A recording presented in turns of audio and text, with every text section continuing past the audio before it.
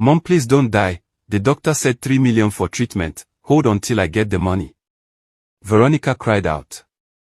She goes out to beg for alms in the neighborhood, her friends laughing saying, poor lady needs some help. They threw her cash.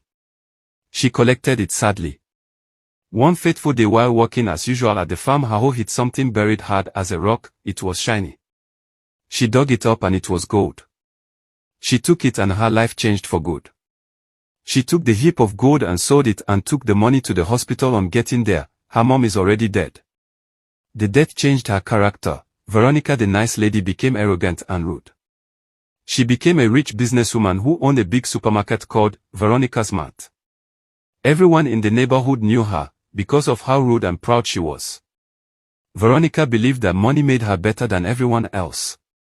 She wore expensive clothes, drove a shiny black SUV, and always walked with her nose in the air. She never greeted anyone, not even her neighbors. If someone greeted her, she would either ignore them or give them a cold look. Her neighbors didn't like her, but they feared her. She once shouted at Mom Nkechi, an old woman who sold vegetables beside her shop, telling her to pack her dirty things and go away. She said the old woman was making her shop look local. People were shocked, but no one said anything because they didn't want trouble.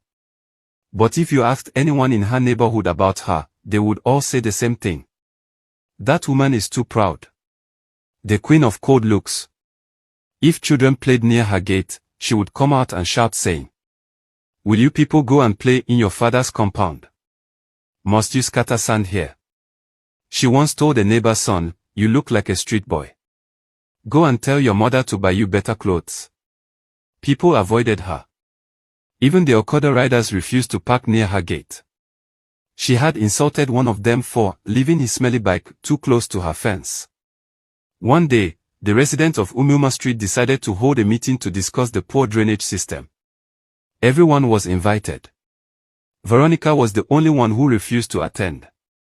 When the chairman of the street association, Mr. Okeke, came to her house to explain the plan, she didn't even let him finish. Please, I don't have time for all these poor people's meetings. I pay my own plumber. I don't need your help. Mr. Okeke left, embarrassed. One night, NEPA took light, and everyone turned on their generators. Veronica's generator was the loudest. It roared like a trailer engine and smoked like a burning bush. Her next-door neighbor, Mama Ifeoma, knocked on her gate gently saying, good evening, Veronica. Please, your generator is shaking our wall. Can you reduce